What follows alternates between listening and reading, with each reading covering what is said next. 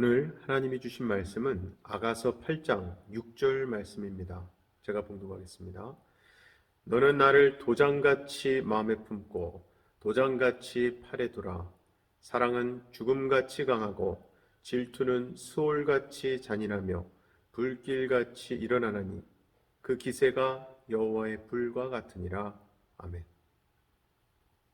이 아가서는 하나님과 하나님의 백성 예수 그리스도와 신부된 교회가 함께 부르는 사랑의 노래입니다. 그리고 이제 신부는 신랑의 깊고 놀라운 사랑을 마음속 깊이 느끼게 되었습니다. 그래서 오늘 본문 말씀은 신랑의 사랑을 깊이 깨달은 신부가 신랑을 향해 고백하는 장면입니다. 그중 시작 부분에 너는 나를 도장같이 마음에 품고 도장같이 팔에 두라 말씀하는데요. 여기서 도장이 의미하는 것은요, 한 사람의 정체성입니다. 원래 도장을 찍어준다라고 하는 것은 내가 여기에 동의했다라는 표시거든요. 즉 도장은 나의 생각이요, 나의 존재요, 나의 사랑 전체를 의미하는 것입니다. 그리고 마음에 품고에서 이 마음은 심장입니다. 고대 히브리 민족은요, 생각이 만들어지는 자리를 심장, 즉 마음이라고 여겼습니다. 그리고 심장에서 사랑이 만들어진다고 생각했습니다. 그러므로 이 마음은 생각과 사랑이 만들어지는 자리입니다. 그래서 결국 이 여인의 고백은 나의 사랑을 도장같이 당신의 마음에 두십시오. 즉 나의 존재 전체가 당신 생각의 중심이 되기를 원합니다. 나의 존재가 당신 사랑의 근원이 되기를 원합니다. 라는 고백인 것입니다. 자, 그 여인이 드디어 왕의 사랑을 깨달았습니다. 그 전에 여인의 사랑은 흔들릴 때도 있었습니다. 처음에는 소유하려는 사랑을 하기도 했고요. 그 사랑이 차갑게 식어버리고 사랑하는 신랑을 놓친 경험도 했습니다. 하지만 이제 다시 찾은 사랑에게 내가 당신에게 속하였다는 고백을 하고요. 드디어 자신의 존재는 당신의 마음속에 있다는 고백을 하는 것입니다. 그리고 이제 그 여인은 여기서 한 단계 더 나아갑니다. 도장같이 팔에 두라 말씀하지요. 원래 팔은 어깨로부터 손까지 이어지는 자리입니다. 그리고 사람의 모든 행동은요, 팔에서부터 일어난다고 해도 과언이 아닙니다. 즉 일을 시작하는 것은 결국 손과 팔이거든요.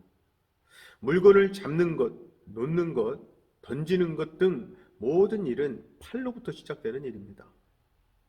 그러므로 나의 존재 전체가 당신의 손과 팔이 되기를 원합니다. 라는 말은 당신이 어떤 일을 하든지 제가 열심히 당신의 일을 돕겠습니다. 무슨 일이든지 시켜만 주세요.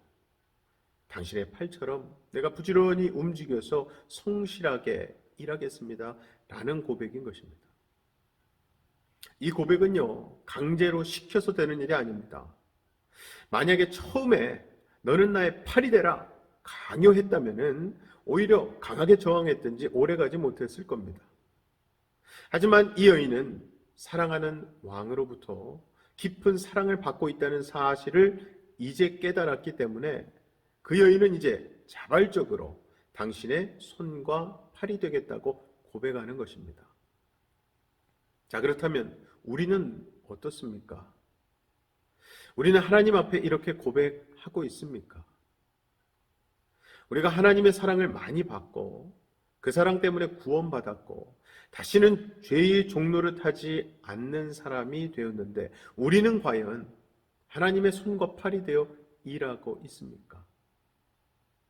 원래 구원의 감격에 사로잡힌 백성은요, 하나님이 어떤 일을 맡기든지 감사와 기쁨으로 그 일을 감당해 나가게 되어 있습니다. 자, 이어지는 말씀을 보면 사랑은 죽음같이 강하고 라고 말하죠. 즉 이제 그 여인은 자신의 사랑을 죽음과 비교하고 있습니다. 왜 하필 사랑을 죽음으로 비교하고 있을까요? 사실 죽음처럼 강한 것은 없습니다. 죽음이 생명을 요구할 때에 빼앗기지 않을 사람이 이 세상에 누가 있겠습니까? 정말 죽음이 다가와서 너의 생명을 원한다고 할 때에 우리는요, 아무 조건 없이 내놓을 수밖에 없습니다. 무엇보다 하나님께서 죽음이라는 이름으로 우리에게 호흡을 거두어 가시기로 작정하셨다면 누구든지 죽음 앞에서 호흡이 거치고 생명을 잃게 되는 것입니다. 그리고 그 여인이 느낀 남편의 사랑은 그러한 죽음같이 강렬했다는 거예요. 그래도 그런 것이 여인은 아름답지 않았지만 왕인 남편은 사랑해 주었습니다. 그래서 여인은 그 사랑에 굴복할 수밖에 없었던 거예요. 그리고 여러분, 하나님의 우리를 향한 사랑이 그렇게 무조건적이었습니다. 우리의 의지와 상관없이 하나님은 독생자 그리스도를 내주셨잖아요. 하나님이 이렇게 무조건적으로 나를 사랑하시는데 내가 그 사랑에 어찌 굴복하지 않을 수 있겠습니까? 그게 바로 하나님의 사랑은 죽음같이 강렬해서 그 앞에서 무릎을 꿇을 수밖에 없는 사랑이라는 겁니다. 그 여인 또한 그 사랑에 굴복하지 않을 수가 없었어요. 그런데 이어서 그 여인은 질투에 대해서 언급하는데요. 질투는 소울같이 잔인하며 불길같이 일어나니 그 기세가 여호와의 불과 같으니라. 즉 사랑하는 남편의 질투가 이렇게 불같이 일어난다고 고백하는 겁니다.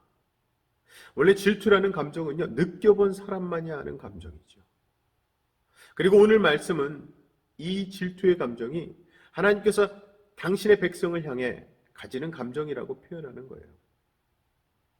사실 하나님은 당신의 백성을 향해 구약 성경의 여러 곳에서 말씀하시기를 나는 질투하는 하나님이라, 나는 소멸하는 불이라 말씀하셨었어요. 하나님의 백성인 우리가 하나님 아닌 다른 것을 섬기고 마음에 둘 때 하나님은 마치 사랑하는 여인처럼 질투한다고 말씀하신 거예요. 자, 그래서 오늘 말씀도 결국에는 여인이 그 사랑을 이제서야 깨닫고 고백하는 겁니다. 당신은 질투하는 분이시니까 저는 앞으로 절대로 당신의 질투심 유발하지 않겠습니다. 그 질투심은 불이 되어 나를 태워버릴 것이기 때문입니다. 사랑하는 성도 여러분, 오늘 우리도 하나님의 사랑을 깊이 깨달은 백성으로서 이 여인의 고백 같은 사랑의 고백을 드릴 수 있길 원합니다. 하나님, 나는 당신의 소유, 주님의 신부가 되기를 원합니다. 나는 당신의 팔이 되어서 순종하겠습니다. 죽음처럼 강한 당신의 사랑을 받아들이겠습니다. 당신은 질투하는 불이시니 절대 당신의 질투를 유발하지 않겠습니다. 오늘 이 아침 이렇게 깊은 사랑의 고백으로 우리의 모든 삶을 하나님 앞에 내드리며 나아가시는 주의 백성, 주의 신부가 다 되시기를 주님의 이름으로 간절히 축원합니다. 시간 다 같이 두 가지 기도 제목 놓고 기도하실 때에 질투하시는 하나님의 크고 깊은 사랑에 내가 오직 하나님만 사랑함으로 하나님께 기쁨이 되는 삶 살게 해달라고 기도하십시다. 또 하나님께서 주시는 사명을 감당하는 하나님의 팔과 같은 존재 되게 해달라고 기도하십시다. 제가 기도하겠습니다. 사랑의 아버지 하나님, 감사합니다. 하나님의 질투하실 정도로 진정한 사랑, 깊고 크신 사랑 덕분에 내가 이렇게 구원을 받고 하나님의 자녀가 주님의 신부가 되었음을 고백합니다.